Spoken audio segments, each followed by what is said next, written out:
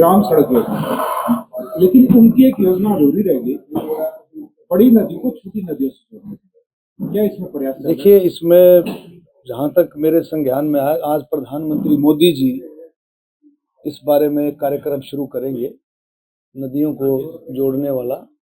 और प्रधानमंत्री, हमारे पूर्व प्रधानमंत्री अटल बिहारी वाजपेयी जी का सपना था कि देश की नदियों को जोड़ा जाए। पानी देश की विरासत है, उसको जोड़ा जाए और पूरे देश को उसके हिस्से का पानी मिले। मुझे पूरी उम्मीद है कि प्रधानमंत्री नरेंद्र मोदी जी, वाजपेयी जी के जितनी भी मन में योजनाएं थी देश के लिए करने की, उन सभी योजनाओं पर धीरे धीरे आपने कसवाइल तो फायदा होगा, वो करवाओगे? सवाल तो होगा सारा देना पॉलिटिकल। अच्छा, पूरे प्रदेश में रोहिंग्या और जो बांग्लादेशी उनकी बड़ी समस्या है। दिल्ली के एलजी ने एक मुहिम चलाई है कि उनको आइडेंटिफाई किया जा रहा है। क्या हरियाणा में भी ये पॉसिबल है? देखिए, रोहिंग्या और बांग्लादेशी जिनके पास कोई आधार राशन जिनके पास नहीं है, कुछ पुराने लोग माइग्रेट होकर के आए थे कई साल पहले, 25-30 साल पहले, उनको जो सुविधाएं दे, लेकिन अब आज के दिन रोहिंग्या और बांग्लादेशियों की कोई जगह नहीं है। मेरी अपनी तरफ से स्टेटमेंट है, कोई जगह नहीं है उनको बिल्कुल भी। मैं समझता हूँ कि दिल्ली सरकार बिल्कुल एलजी के नेतृत्व में, एलजी साहब के नेतृत्व में ठीक कर रही है, उनकी कोई जगह नहीं। पहुंचे हैं, आप क्या कहेंगे? देखिए, आदरणीय पूर्व प्रधानमंत्री अटल बिहारी वाजपेयी जी, परम आदरणीय मदन मोहन मालवीय जी, दोनों के आज जन्म दिवस पर पिछले 10 साल से सुशासन दिवस के रूप में 25 दिसंबर को मनाया जाता है पूरे देश में। और इस मौके पर मैं यही कहूँगा कि पिछले 10 साल में जितना बदलाव आया है, लोगों ने, आम जनता ने सुशासन को महसूस किया है। जैसे माननीय मुख्यमंत्री जी अपनी बात रख रहे थे, उससे पहले प्रधानमंत्री जी के भी कुछ शॉट्स देखने को मिले स्क्रीन पर।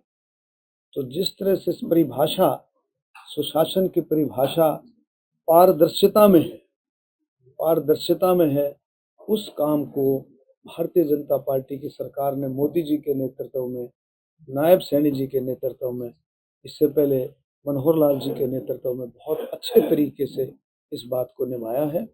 और आम जनता इस बात को मानती है और इस बात को प्रमाणित किया है, जनता ने प्रमाणित किया है, जनता ने बिल्कुल एक लोकतांत्रिक तरीके से प्रमाणित किया है।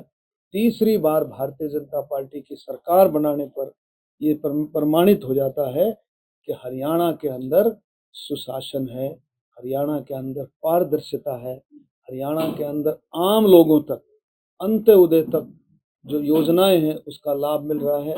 हरियाणा में किसान हो, खेती और मजदूर हो, महिलाएं हो, नौजवान हो, बेरोजगार हो, हमारे नौजवान साथी, हमारे बुजुर्ग हो और उनके साथ जुड़े खिलाड़ी हो, कोई भी, किसी भी, कोई भी आप तबका देखेंगे, हर एक को उनकी योजनाओं का लाभ उन तक पहुंच रहा है। और हर एक तबके के लिए माननीय प्रधानमंत्री मोदी जी ने और हमारे मुख्यमंत्री नायब सैनी जी ने हर तबके के लिए काम किया। आपकी छवि एक सख्त मंदी जिम्मेवारी भी दी गई है यहाँ की, लेकिन कुछ डिपार्टमेंट में अभी भी भ्रष्टाचार है। जीरो टॉलरेंस की बात करते हैं आप, तो कब तक खत्म हो पाएगा भ्रष्टाचार और किस तरह से?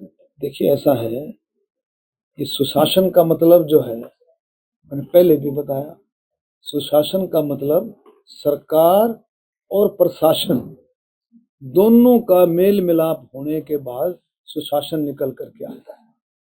इस पर हम, अगर आपको कुछ ऐसा नजर आया है, कुछ आप मुझे देंगे लिख करके, कोई अगर ऐसी बात देंगे, तो कोई भी भ्रष्टाचार के लिए बिल्कुल जीरो टॉलरेंस है। हमारे और भी हमारे सीनियर साथी बैठे हैं, प्रशासन बैठा है, कोई अगर आप मुझे लिखित रूप में अगर मुझे देंगे तो निश्चित तौर पर उस पर कार्रवाई की जाएगी। नारनौल जो है एनसीआर में शामिल है और एनसीआर की गाइडलाइन ऐसी सख्त है कि यहाँ पे अगर मान लिया 10 साल से पुराने डीजल व्हीकल यूज हो रहे हैं, जबकि बहुत से वो यूजेबल रहते हैं, लेकिन यहाँ उनको बैन है। हमारा मैं तो एनसीआर का प्रदूषण इतना है यहाँ पे, और उनके बैन और बाउंड्रीज तो हमारे ऊपर लागू होगी। सुविधा कोई है नहीं एनसीआर की, तो इस पे आपकी सरकार क्या सोच रही है?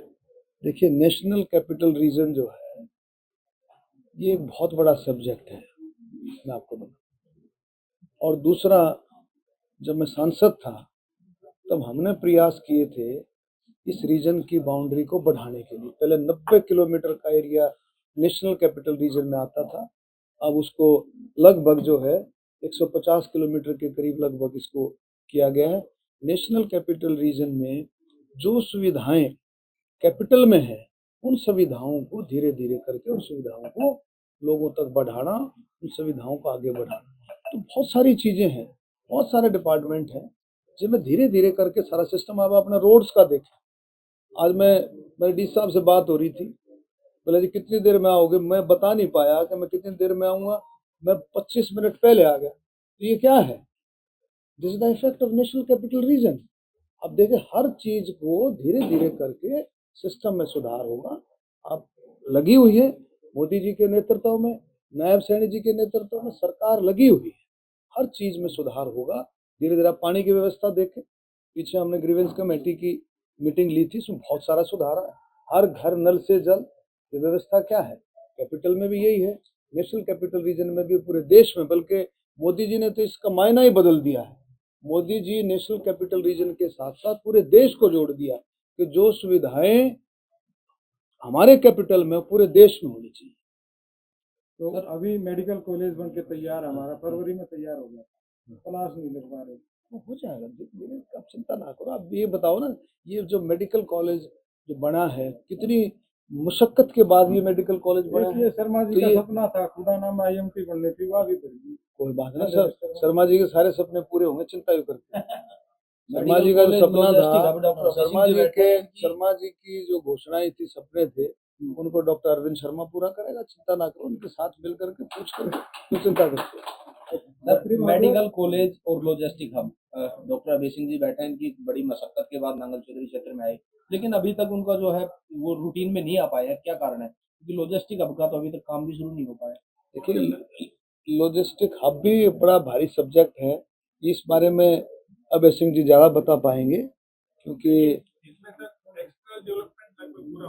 चिंता ना करो, इसमें सारा धीरे धीरे करके सब हो रहा है। देखो, आप ये बताओ, एक मिनट रामविलास जी, आप नॉर्मल 10 साल पहले की व्यवस्था देखो, 10 साल पहले का हाल देखो, और 10 साल के दौरान जो प्रोग्रेस हुई वो देखो। बंदरगढ़ और नारनौल में बहुत बदलाव हुआ है, ये बात, और धीरे धीरे करके और बदलाव आएंगे। सरकार गंभीर है, सरकार मोदी जी के नेतृत्व में, नायब सैनी जी के नेतृत्व में सरकार गंभीर है। हर क्षेत्र का बराबर विकास हो। पहले की आप देखो, पहले की जो सरकारें थी किस तरह से संकुचित विचारधारा के साथ काम करती थी, सिर्फ एक ही इलाके पर ध्यान देती थी, तो कोई भी उठा करके देखा। लेकिन भारतीय जनता पार्टी ने सबका साथ सबका विकास, पूरे हरियाणा को एक दृष्टि से देख करके पूरे हरियाणा का विकास करने का संकल्प लिया। मंत्री जी, एक आखिरी सवाल है, आप सहकारिता विभाग के मंत्री हैं, अब अपने महकमे में क्या नया है? देखिए, नया तो आप देखेंगे आने वाले समय में, आपको नया देखने को मिलेगा। सबसे पहला नया तो हम ये कर रहे हैं, कल हमारे गोहाना के अंदर जिले लेवल का बल्कि स्टेट लेवल का एक जागरूकता प्रोग्राम हमने शुरू किया है, कि जिससे आम लोगों को ये पता लगना चाहिए कि हम मेहनत करके, मेरा शब्द सुनना, मेहनत करके किस तरह से हम सहकारिता विभाग के साथ जुड़ सकते हैं। आज 33,000 लगभग 33,000 सोसाइटियां रजिस्टर्ड है, 50 लाख से भी लोग सहकारिता विभाग से जुड़े हुए हैं। और मोदी जी का सपना है, माननीय अमित शाह जी का सपना है कि हर गांव में सोसाइटी हो, हर गांव में पैक्स भी हो। अब कई गांव मिलकर के पैक्स बने हुए हैं, और आप देख रहे हैं थोड़े दिन के बाद आपको देखने को मिलेगा कि सहकारिता विभाग में बहुत सारी चीजें आपको देखने को मिलेगी। इसलिए आपसे पहले वाले मंत्री जी ने एक जांच करवाई थी, घटना हुआ था बहुत बड़ा, वो कहाँ तक पहुंचा है, कितना के मामला? तो जांच चल रही है, उसके पे भी लगे हुए हैं, उसमें जांच भी जो है चल रही है, उसमें निकल करके आएगा तो बता देंगे आपको। तो भ्रष्टाचार मुक्त का नहीं अभियान बताएंगे, उसमें कई बातें बलवान जी अगर रामविलास जी को पता है भी कब बर्फी देनी है। कड़वा कड़वा बोल रहे हैं। तो इनका नहीं कड़वा कड़वा कोई बात नहीं। पत्रकार देखो सुनो, पत्रकार कोई भी बात पूछता है वो बिल्कुल मीठी है और हमारे को अच्छा लगता है, पूछे और हम उसका जवाब